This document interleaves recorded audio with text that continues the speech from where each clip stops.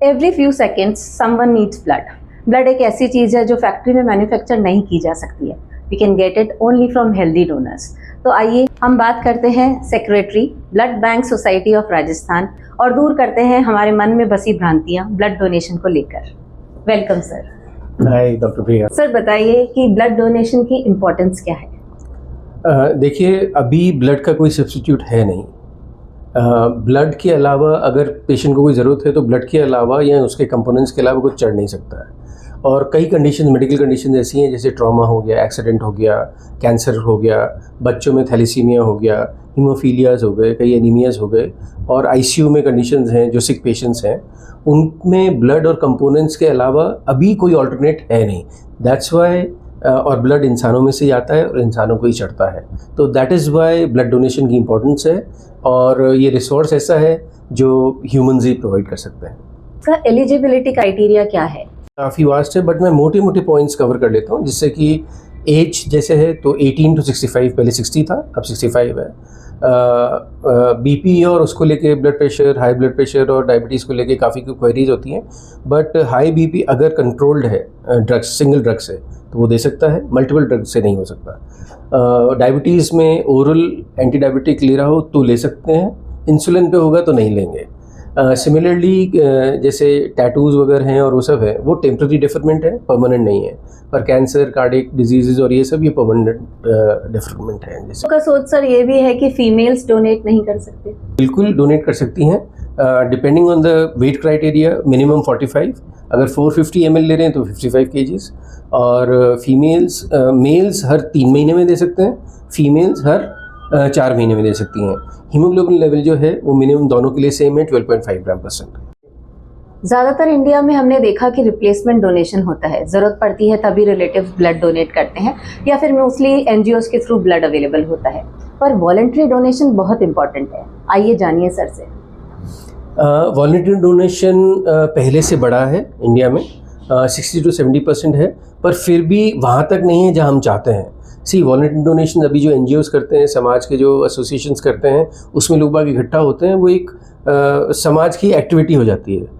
तो लोग बाग इसलिए देते हैं वहाँ पे कि और भी देख रहे हैं, या मतलब समाज के साथ जुड़े हुए हैं, और यहाँ पेशेंट्स के जो अटेंडेंट्स होते हैं वो हॉस्पिटल में देते हैं, विच इज़ कॉल्ड रिप्लेसमेंट और डायरेक्टेड डोनेशन।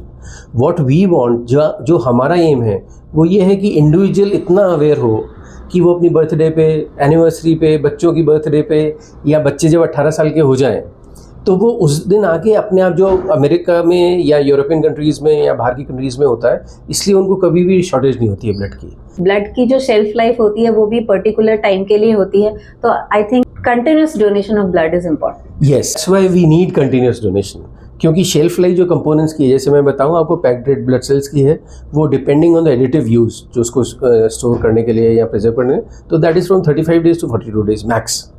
प्लाज्मा की 1 साल है फोर्स, और प्लेटलेट्स जो हम बनाते हैं, जो आरडीपी आपने सुना होगा, रैंडम डोनर प्लेटलेट्स, उनकी तो सिर्फ 5 दिन है। तो that's why we need blood always coming in, so that we can make components and make it available for the patients. Is voluntary donated blood important than the replacement blood? इसमें ये बात है कि जो वॉलंटरीली आ रहा है, वो जब अपनी हिस्ट्री, क्योंकि हमारे पास एक डिटेल्ड फॉर्म होता है जब हम हिस्ट्री लेते हैं, तो जो आदमी स्वतः काम कर रहा है, अपने मन से काम कर रहा है, वो कभी झूठ नहीं बोलेगा। कोई मेडिकल कंडीशन होंगी या क्या, तो वो छुपाएगा नहीं। रिप्लेसमेंट डोनेशन या जब अपने वो मरीज़ के लिए देगा, तो हमेशा ये होगा कि मेरा काम नहीं रुक जाए, तो हो सकता है कि वो अपने कोई मेडिकल कंडीशन छुपा ले, या ऐसी चीज़ छुपा ले जो पेशेंट के लिए हानिकारक हो। That is why we promote voluntary donation, and we do not want कि रिप्लेसमेंट डोनेशन 1 पॉइंट से ज़्यादा हो, या बिल्कुल भी नहीं हो तो बहुत अच्छा है। ये मिथ है कि ब्लड डोनेट करने से वीकनेस आ जाती है या उनको इन्फेक्शन हो सकता है, क्या ऐसा होता है? तो पहली बात तो ये है कि इन्फेक्शन की बात पे आता हूँ। आजकल पहले क्या बॉटल्स होती थी, नीडल्स यूज़ होती थी, रीयूज़ होती थी, अब वो ऐसा कुछ भी नहीं है। पूरा एक किट आता है, बैग प्लास्टिक का जो होता है, वो अपने उसमें होता है, वो यूज़ एंड थ्रो होता है। उसकी नीडल एक बार जो यूज़ हुई डोनर के लिए, और उसके बाद वो डिस्कार्ड हो जाती है, और वो बैग चला जाता है स्टोरेज में। There is zero possibility of infection donor को थ्रू द बैग और नीडल और एनीथिंग। कईयों को है कि मुझे कमज़ोरी आ जाएगी, या खासकर मेल डोनर्स को बड़ा ये कमज़ोरी का बड़ा एक रहता है। सो आई वॉन्ट टू से एज ए टेक्निकल एक्सपर्ट कि 24 घंटे में तो सेल्स रिकवर हो जाते हैं, और 15 दिन से 1 महीने में प्लाज्मा का जो कंपोनेंट है वो पूरा रिकवर हो जाता है। तो कमज़ोरी का सब सब्जेक्टिव है और हम उनको इंस्ट्रक्शंस भी देते हैं post donation. If they follow तो there is no problem in donating blood.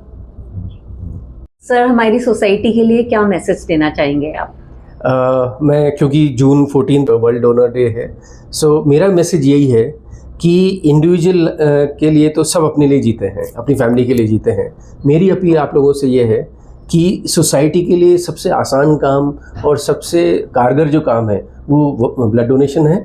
तो प्लीज़ आप ब्लड डोनेशन करें और इतने सारे मरीज़ों की जो है आप हेल्प कर सकते हैं। Get involve in that. Thank you so much sir. Thank you doctor. Emergency कभी कहकर नहीं आती है। You may be a donor today, पर कल आपको या आपके लव्ड वंस को ब्लड की ज़रूरत पड़ सकती है। तो प्लीज़ रक्तदान कीजिए, क्योंकि हो सकता है किसी के जीवन की उम्मीद आपकी नसों में बह रहा हो। धन्यवाद।